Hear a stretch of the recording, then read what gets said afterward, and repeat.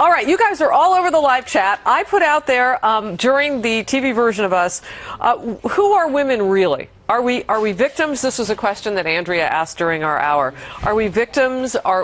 We can't protect our email? We need help paying our bills? Blah, blah, blah. Or are we women in charge? And that was in the context of an argument that you were making. Would you like to remake for example, there are two separate Beyonce songs. One was Destiny's Child, where she sang about paying the bills.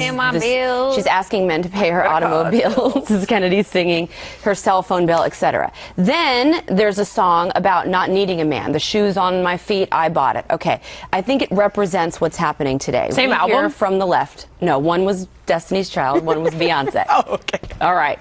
And it's shocking you didn't. And it is shocking. 1997 music trivia. But I do think it reflects what we're seeing today. I mean, we have arguments from the left that women can't handle our alcohol. We can't drink as much as the boys can on college campuses. We need special protections for us. Then at the same time, we hear, we're equal, we're strong, we don't need a man. Again, out of the other side of their mouth, we need the government to pay for our birth control because we can't afford it ourselves. That's the whole purpose of Sandra Makes no Fluff. sense. Okay. Also, you have Hillary Clinton. I'm bungling a server. I don't know what to do. I needed help from my tech guy. I'm so incompetent. I don't know what's classified and what's not. Then you have Planned Parenthood today saying that they are in need of funding and they are being attacked and they need help. So my question is, which one is it? Are we strong, competent women, Hillary Clinton included, that are adept and that don't need a man's help, whether it be our husband, whether it be the government? Can we do things ourselves? Can we handle our alcohol? Can we pay our bills? Can we be strong? Or can't we? All right, so I took a little bit of what you said and put it out on the live chat during the show. James E. Johnston says, I think women are playing whatever card gives them the advantage. In situations where playing the, quote, war on women card will allow them to get away with something, they are doing just that. Your thoughts, Kennedy? I don't know. I mean, I think there are some women who are incompetent, and there are some women who are total warriors. That's the thing. I don't think you can group everyone into one gender or class or category or race and say that everyone belongs under that umbrella. But, you know, I don't appreciate that politicians, especially on the left, they victimize women. And they say that, you know, women are victims, women need help, and, oh, there's pay disparity, grr, and the government needs to come in and be this paternalistic force that rescues women. You know, it's like they don't appreciate those narratives in Disney princess movies, yet they're willing to apply them in real life. But as much as I threw the question out there, I'm asking it rhetorically. I mean, I don't really expect an answer for them, nor do I want to characterize all women one way. I'm saying specifically, Hillary Clinton, let's use her as an example, is saying that she's strong and competent and ready to be president of the United States. But at the same time, she's saying, I don't know what to do with my server, I'm incompetent, I need my husband, he needs to help me win this election. Which one is it? So out of the mouths of these specific women that are being opportunists, which is what the point is of the person on the chat, right? They're playing the card when it suits them.